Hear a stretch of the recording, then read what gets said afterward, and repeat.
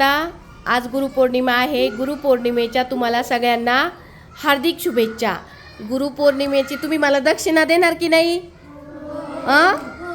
तर काय दक्षिणा द्यायची? तुम्ही फक्त मोठ्यापणी काय होणार ते सांगायचं आणि तसं बनवून दाखवायचं. तीच माझी गुरुदक्षिणा राहील आजच्या दिवशी.